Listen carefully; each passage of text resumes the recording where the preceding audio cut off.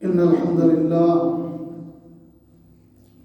والصلاة والسلام على رسول الله أما بعد فأعوذ بالله من الشيطان الرجيم بسم الله الرحمن الرحيم يا أيها الذين آمنوا اتقوا الله حق تقاته ولا تموتن إلا وأنتم مسلمون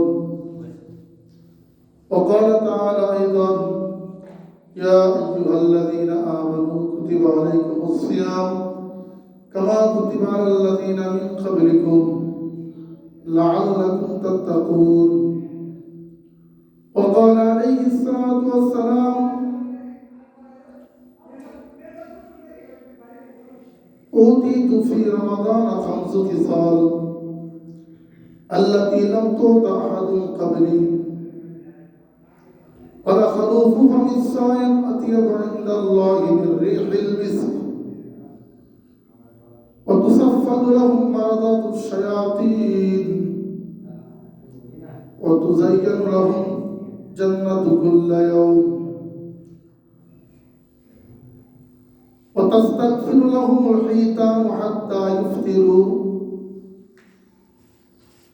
وتغفر لهم في آخر يوم آخر ليلة من رمضان قيل يا رسول الله أفي ليلة القدر قال إنما يوفى الأجير أجره إذا وفى عمله أو كما قال عليه الصلاة والسلام আল্লাহ পাকের অগণিত মেহেরবানি যে রব্বুল ইজ্জাত আমাকে আপনাকে ইহসান করে পবিত্র মাহে রমজানের আগের জুমায় আল্লাহ পাকের ঘরে আল্লাহ পাকের সন্তুষ্টি অর্জনের জন্য সওয়াবের আশায় জান্নাতের আশায় আল্লাহর মহব্বতে নবীর মহব্বতে আল্লাহর ঘরে আসার ও বসার তৌফিক দিয়েছেন এই জন্য বলে আলহামদুলিল্লাহ। মহান আল্লাহ তাআলা সব মাস এবং সব সময়কে এবং প্রত্যেকটা দিনকে একরকম বানান নাই। কিছু দিনের দাম আল্লাহর কাছে বেশি, কিছু মাসের দামও বেশি, আবার কিছু সময়ের দাম আল্লাহর কাছে অনেক বেশি, কিছু জায়গার দাম আল্লাহর কাছে অনেক বেশি। যেমন এই মুহূর্তে যারা পবিত্র মক্কা নগরীতে বাইতুল্লাহ শরীফে জমা পড়তেছে, তাদের এই জমার দাম আমাদের এলাকার 1 লক্ষ গুণ বেশি। এদিককার জমাতে কয় লক্ষ গুণ বেশি বলেন? এই জমায় আবার যারা বাইতুল মুকাদ্দাস বা মসজিদে নববীতে পড়ছেন, আমাদের 1000 জমা আর তাদের একটা জমা বাইতুল মুকাদ্দাসে পড়লে অথবা রাসূলের মসজিদে পড়লে 1000 গুণ বেশি। এটা সহিহ হাদিস। অনেকে 25,000 50,000 বলে, এটা সঠিক না বা সঠিক হওয়ার মধ্যে মতভেদ আছে, কিন্তু সঠিক হলো রাসূলের মসজিদে নববীতে আর বাইতুল মুকাদ্দাসে যারা নামাজ পড়তেছেন এই জমা, তারা 1000 গুণ বেশি সওয়াব পাইতেছেন। কিন্তু বাইতুল্লাহতে একই জমা পড়তেছেন 1 লক্ষ গুণ বেশি। তেমনি ভাবে আগামী যে জমাটা হবে, শুধু মাস চেঞ্জ হওয়ার কারণে আগামী জমার দাম আজকের জমার মতো 70টা জমার থেকে দাম বেশি। কয় গুণ বেশি তাহলে বলেন? 70 গুণ বেশি। তো অনেক সময় স্থানের কারণে, সময়ের কারণে বস্তুর দাম বেড়ে যায়।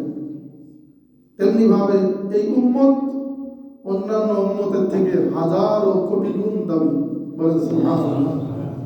আল্লাহ তাআলা বলেন কুনতুম খায়রা উম্মাতিন উখরিজাত লিন-নাস তা'মুরুনা বিল মা'রুফ ওয়া তানহাউনা আনিল মুনকার ওয়া তু'মিনুনা বিল্লাহ।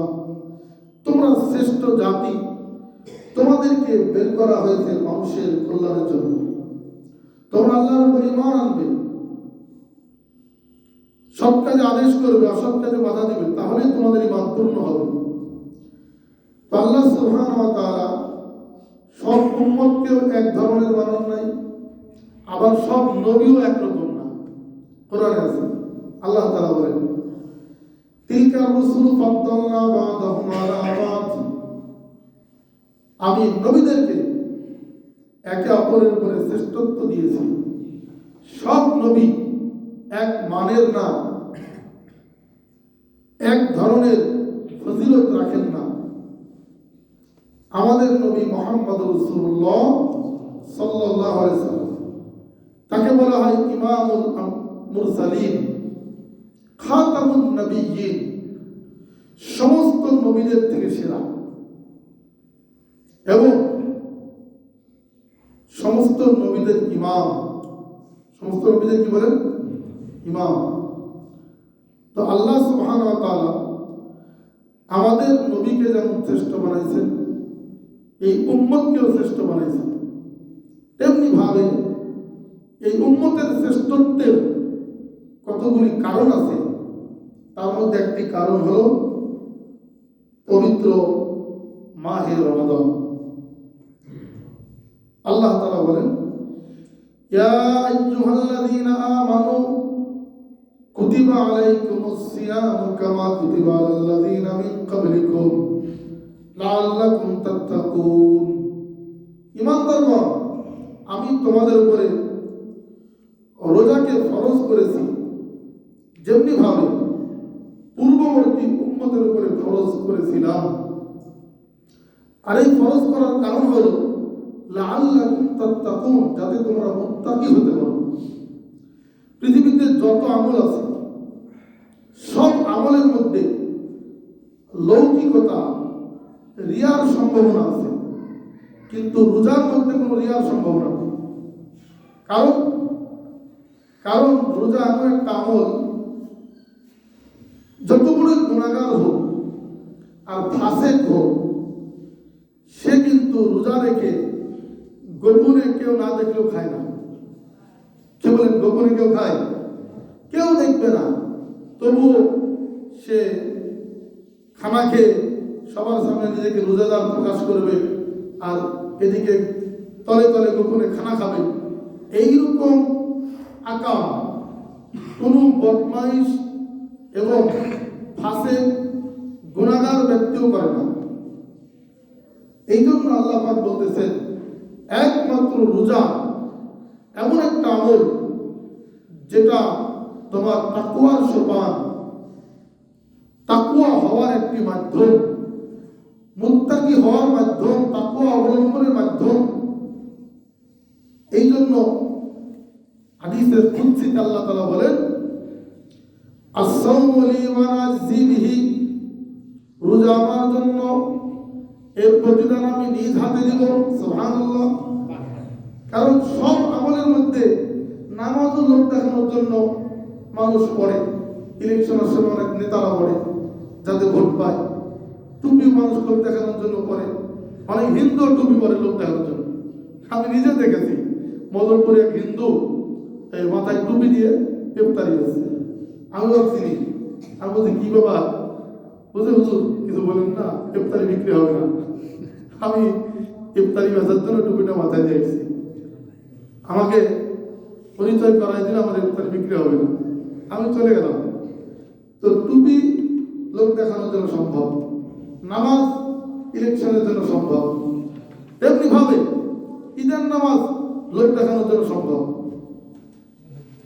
জানাজার নামাজ লোক দেখানোর জন্য সম্ভব। দেখবেন অনেকে জানাজার নামাজ পড়তে যায়, অমুসলিমকেও আমি দেখেছি জানাজা পড়তে এসেছে, বন্ধু বানাইছে পাশে জানাজা পড়ছে। আমি বলছি কি ব্যাপার, আপনি জানাজা পড়ছেন কেন? বলতে আমার খুব ঘনিষ্ঠ বন্ধু ছিল, তাই আসলাম সবার দেখা দেখি। সব আমল লৌকিকতা সম্ভব, কিন্তু কুরবানি লৌকিকতা সম্ভব, সব আমল। কিন্তু রোজা এমন একটা আমল, এটা কেউ লোক দেখানোর জন্য রাখে। এই রোজা একমাত্র আমল যে গুনাহগার ব্যক্তিও গোপনে খায় না। এই জন্য আল্লাহ তাআলা বলছেন, আমি রোজা ফরজ করেছি এজন্য যাতে তোমরা মুত্তাকি হতে পারো। তো মুত্তাকি হওয়ার সোপান পবিত্র মাহে রমাদান। আর রমজান শেষে আমাদের জন্য দুনিয়াবী পুরস্কার হলো ঈদের নামাজ এবং পবিত্র ঈদুল ফিতর। আর আখিরাতের পুরস্কার তো আল্লাহ তাআলা নিজ হাতে দিবেন। সুবহানাল্লাহ। এজন্য নবীজি বলেন ওয়ালিসাইমি ফারহাতান, রোজাদারের দুটি সুসংবাদ, দুটি খুশির সময়। ইনদা ফিতরিহি ফারহাতুন ইনদা ফিতরিহি, একটা খুশি আনন্দ হলো ইফতারের সময়। ওয়া ফারহাতুন ইনদা লিকাই রাব্বিহি, আরেকটা খুশি হবে আল্লাহকে দেখার সময়। সুবহানাল্লাহ। কারণ জান্নাতীদেরকে প্রথম ব্রেকফাস্ট করানো হবে যখন জান্নাতের মাছের কলিজা এবং রুটি দিয়ে, তখন জান্নাতি বলবে, অনেক হুর গেলমান আসবে, এই নাস্তা নিয়ে আসবে। তখন জান্নাতি ওই হুরদের হাতে, গেলমানদের হাতে খানা খাচ্ছে হবে না। আল্লাহ পাক বলবেন, কি ব্যাপার, খাবারের আইটেমে কি কোনো কম আছে? তো জান্নাতি বলবে, আল্লাহ একটা আইটেম কম আছে। আল্লাহ জানেন, তারপরে জিজ্ঞেস করবেন কি আইটেম কম? বলবে, আল্লাহ ওলামায়ে কেরাম বয়ান করেছিল, মসজিদে হুজুরদের থেকে শুনেছিলাম, তাফসীর মাহফিল আল্লাহর দরগায় শুনেছিলাম, ওলামাদের তালিমের হালকায় শুনেছিলাম, ওই 3 দিনে তাবলীগে যাই শুনেছিলাম, বিভিন্ন মজমায় শুনেছিলাম। as-sawmu li wa nazzi bihi, রোজা নাকি তোমার প্রতিদান, নিজ হাতে তুমি দিবা রোজার বিনিময়। আয় আল্লাহ, হুর এসেছে, গিলমান এসেছে, জান্নাতের রুটি এনেছে, জান্নাতের মাছের কলিজা ভুনা এনেছে, কিন্তু আল্লাহ তোমার হাতখানা কই, তোমার হাতের আইটেমটা কম, এই জন্য এই নাস্তা আমরা খাইতে রাজি না। আল্লাহু আকবার। তখন আল্লাহ তাআলা নিজ হাতে একসাথে একযোগে এট এ টাইম সকল রোজাদারদেরকে নাস্তা করাই দেবেন। আল্লাহর হাত থেকে হাত করে থাকবে 500 বছর। 500 বছর পর আল্লাহ বলবেন, ইবদাগু আহবাবি কুলু ওয়াশরাবু হানিআম বিমা আসলাফতুম ফিল আইয়ামিল খালিয়া। ও বন্ধুরা, খাও পান করো, আমি প্রত্যেক জুমার দিনে তোমাদের সাথে দেখা করব। সুবহানাল্লাহ। হাত থেকেই পাগল হয়ে গেলে খাইবা কখন, নাস্তা কখন করবা, ব্রেকফাস্ট করে লাঞ্চ ওদিকে দুপুরে জান্নাতে। সুবহানাল্লাহ। এই জন্য এই রোজা প্রত্যেক মুসলমানদের বালেগদের উপরে ফরজে আইন। নামাজ যেমন ফরজ, রোজা তেমন ফরজ। যাকাত যেমন ফরজ, রোজাও তেমন ফরজ। হজ যেমন ফরজ, রোজাও তেমন ফরজ। সুতরাং মুসলমান হওয়ার পরে যদি কেউ রোজাকে উপহাস করে, স্পষ্ট আজকে ভুলবাজে রাখে, রোজা কেউ রাখতে পারলো না ভিন্ন কথা, কিন্তু যদি উপহাস করে তাহলে তার ঈমান নষ্ট হয়ে যাবে। যদি এই কথা বলে, আরে আমার কি খাবারের কমতি আছে যে রোজা রাখতে দেবো, রোজা রেখে কে কি পাইল, আর এত গরমের দিনে রোজা কি রাখা যায়, এই ধরনের উপহাসমূলক কথা বললে ঈমান নষ্ট হয়ে যাবে। আর যদি রোজা না রেখে সে নিজের কমতি, দুর্বলতা প্রকাশ করে যে আমি আসলে অপরাধী, গুনাহগার, হতে পারে আল্লাহ তাকে মাফ করে দিব, আরেকটা না রেখে বিরুদ্ধে বলা, উপহাস করা, তাহলে ঈমান নষ্ট হয়ে যাবে। এই জন্য আমরা প্রত্যেকেই রোজার ব্যাপারে যত্নবান হব। একজন জার্মানি বিজ্ঞানী গবেষণা করে দেখেছেন, রোজার উপরে গবেষণা করে সে মুসলমান হয়ে গেছে। দেখছে মানুষের শরীরের মধ্যে সারা বছরে যেই ক্যান্সারের জার্ম তৈরি হয়, বিভিন্ন রোগের যত পয়জন তৈরি হয়, 1 মাস অটোফেজি করলে, উপবাস থাকলে, 11 মাসের শরীরে তৈরি হওয়া রোগ এবং বিভিন্ন বড় বড় মারাত্মক মরণ ব্যাধি রোগের যে জার্মগুলি তৈরি হয়, 1 মাস এই অটোফেজি এবং উপবাস থাকার কারণে অটোমেটিকলি ধ্বংস হয়ে যায়। এই জন্য অনেক অমুসলিমরাও শুধু শারীরিক সুস্থতার জন্য এবং শারীরিক লাভের জন্য রোজা রাখে, আখিরাতের নিয়তে না। এই জন্য আমরা প্রত্যেকের উচিত দুনিয়াবী লাভ আর আখিরাতের লাভ তো আছেই আছে। কারণ আল্লাহ পাক বান্দাকে 1টি মাস একটু তার প্রেম আর মহব্বতে না খাওয়ায় রাখেন, আবার ঠিক মতো সময় মতো আল্লাহ পাক আমাদেরকে ইফতার এবং সাহির ব্যবস্থা করে দিয়েছেন। কি বলেন ঠিক কিনা? এই জন্য এই রোজার ব্যাপারে আমাদের বাচ্চাদেরকেও প্র্যাকটিস করতে বলেছেন নবীজি। নবীজি বলেন মুরু সিবিয়ানাকুম ওহুম আবনাউ সাবঈ সিনিন বিসসালাহ, তোমাদের বাচ্চাদেরকে নামাজের হুকুম দাও। উলামায়ে কেরাম লেখেন শুধু নামাজ না, রোজার হুকুম দাও, বিভিন্ন আমলের লাইনে তাকে প্র্যাকটিস করাও 7 বছর থেকে। অদ্রিবুহুম ওহুম আবনাউ 20 সিনিন, 10 বছর বয়স থেকে মারধর করো। যদি 10 বছর রোজা না রাখে, নামাজ না পড়ে, তাহলে তাকে এটার জন্য শাসন করতে বলা হয়েছে। আজকে আমাদের বাচ্চারা প্রাইভেট না পড়লে শাসন করি, স্কুলে না গেলে শাসন করি, কিন্তু নামাজের জন্য, রোজার জন্য আমরা শাসন করি না। এমনকি অনেক পিতামাতাকে আমি দেখেছি 22 বছরের সন্তানকে বলে আমার 22 বছরের খুকি, 18 বছরের 20 বছরের ছেলেকে বলে খোকা, রোজা রাখলে ব্রেনের একটু সমস্যা হয়, প্রাইভেট পড়তে দুর্বলতা আসে, এখন সায়েন্স নিয়ে পড়ছে তো হুজুর, এখন এই জন্য রোজা রাখতে আমরা দিই না। আউযুবিল্লাহ। এইভাবে বাচ্চাদেরকে অনেক পিতামাতা নিজ হাতে আল্লাহ এবং রাসূলের অবাধ্য নাফরমান বানাচ্ছে। প্রত্যেকে আমরা যদি বাচ্চাদেরকে প্র্যাকটিস করি, কোনো বাচ্চা মারা যায় না।